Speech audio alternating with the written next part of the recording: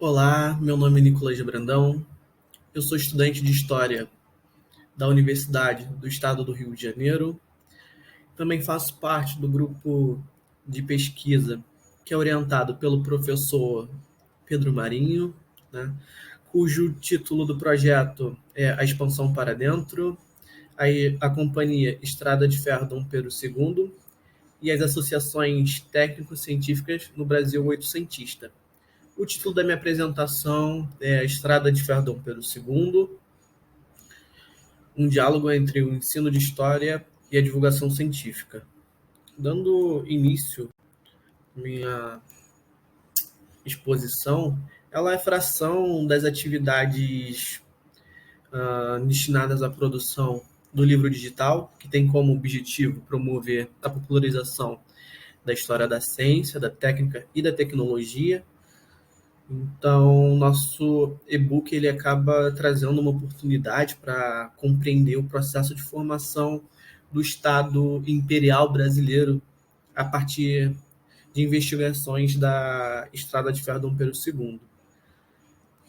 Então, entender os caminhos e as diferentes formas de acesso da capital no Rio de Janeiro ao interior é importante porque entre o século XIX e o início do século XX, a região do Vale do Paraíba ela desempenha um papel central na economia do Império Brasileiro, sendo a região que foi a maior produtora de café no mundo. Né? Esse produto era exportado em grande número e, como diversos historiadores apontam, seu principal destino era os Estados Unidos. Né? O principal porto de saída era o porto do Rio de Janeiro. Então, da região cafeira até a corte era um caminho extremamente complexo. Então, objetivando atender o complexo cafeiro, é iniciada a construção da Estrada de Ferro Dom Pedro II, no ano de 1855, né, ligando a corte ao vale e melhorando a questão do escoamento de produtos e diminuindo sua perda. Né. No ano de 1858, é inaugurada a primeira seção, que ligava o centro do Rio de Janeiro a Belém, região que hoje nós conhecemos como Japeri. A partir de 1860, inicia-se a parte mais difícil dessa construção, que é a segunda seção da Estrada de Ferro Dom Pedro II, e a nossa produção ela privilegia esse momento porque, né, vencer a Serra do Mar foi o que permitiu avanços técnicos, tecnológicos e também causou diversos embates políticos, né, para a definição do traçado da ferrovia.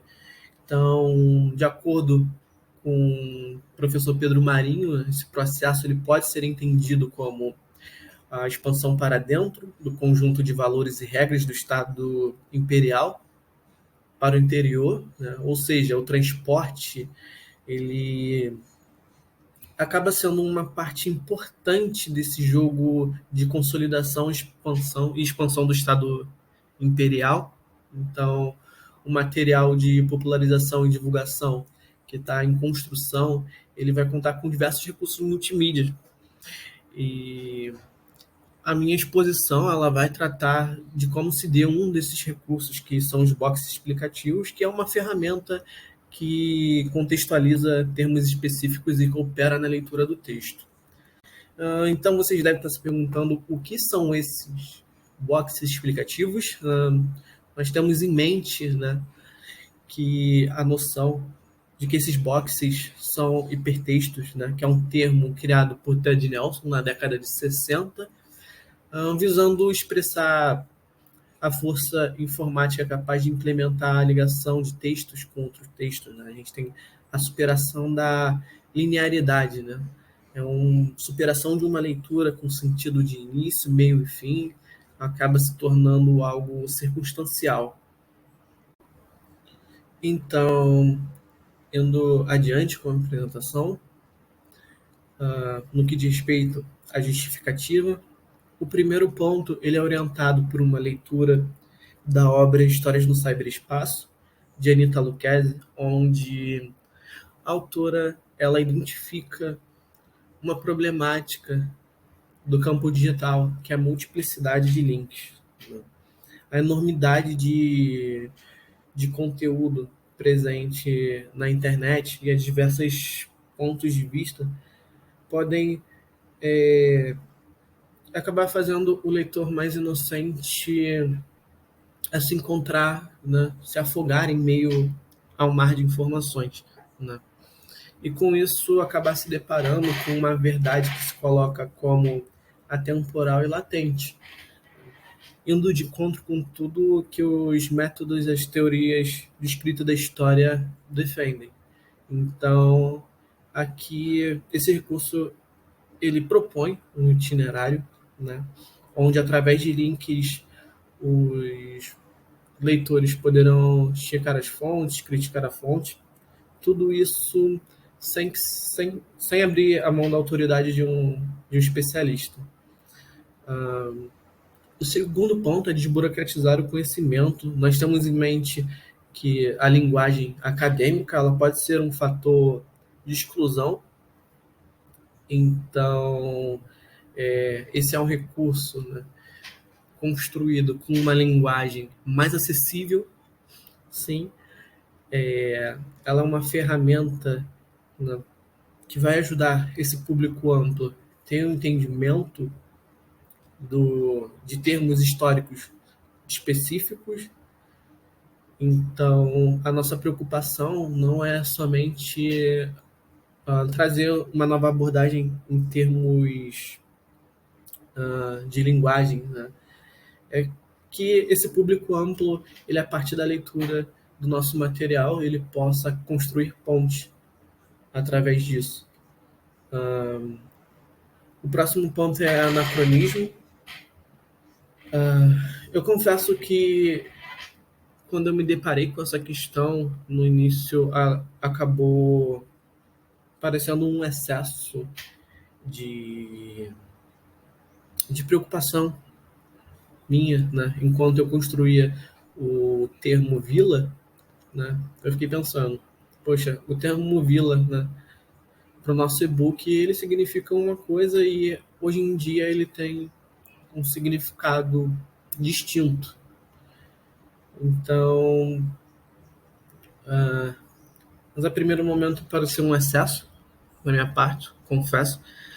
Porém, eu fiz um estágio de observação em uma escola pública recentemente, que o professor ele abordou o termo colônia, né?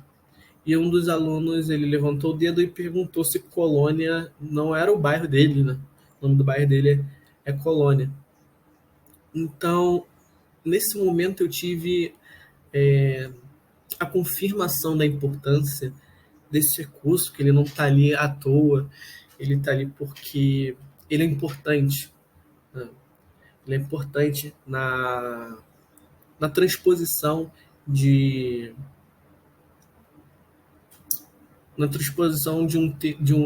um conhecimento especializado para esse público amplo, esse público que não é especializado, né? Então, ficou bem claro para mim que esses anacronismos eles podem atrapalhar a leitura. Por fim, a mediação docente, o nosso, segundo a BNCC, o nosso objeto de estudo, ele é abordado no 8º ano do Fundamental 2.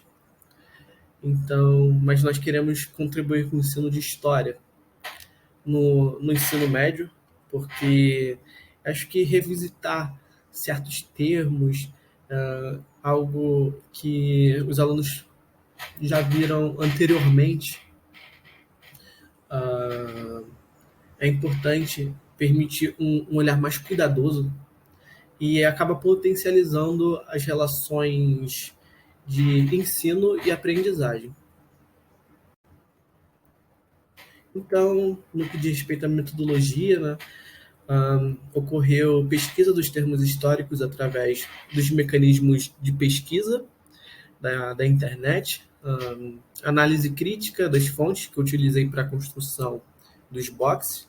Essa atividade ela envolveu um exercício de escrita, né? Ou seja, ocorreu uma mediação de informações entre as fontes analisadas e, com isso, a construção de um novo texto. A análise crítica ela não envolve somente a escolha do material, né, mas como essas informações encontradas irão compor os boxes, não é somente um copia e cola.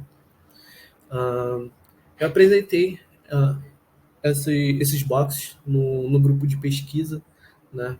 A gente discutiu alguns ajustes necessários e todo esse material que está sendo produzido ele vai ser submetido à análise crítica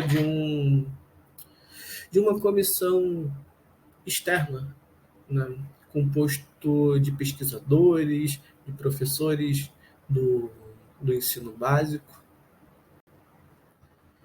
Então, toda essa atividade ela resultou na produção de 18 boxes e eu gostaria de trazer um deles. O box que eu gostaria de apresentar é o box Lombos de Burro, que diz que o termo lombos de burro é parte componente de um sistema de transporte que conhecemos como tropeirismo, que tinha como objetivo de estabelecer integração entre as regiões mais produtivas do Brasil, seus centros consumidores e os portos litorâneos. A prática da tropeiragem se manifestou como atividade de apoio à mineração e colaborou para o avanço econômico de diversas regiões no período colonial. Até o estabelecimento da Estrada de Ferro Dom Pedro II, este era um dos meios de transporte mais utilizados para vencer a Serra do Mar até chegar ao porto do Rio de Janeiro. Nos lombos de burros, os tropeiros, que eram homens viajantes, traziam cargas diversas, enfrentando as inúmeras diversidades da natureza, como o sol, a chuva, o frio, os terrenos irregulares, percorrendo distâncias extremamente grandes e até configurando novos espaços através do desbravamento de novas rotas. Por fim, essas são algumas das referências bibliográficas que eu utilizei para a construção dessa apresentação. Eu queria agradecer ao Grupo Conjugare pela oportunidade, agradeço também ao meu orientador, professor Pedro Marinho, e também ao professor Magno, que também faz parte do nosso grupo de pesquisa e foi quem me incentivou a participar dessa jornada.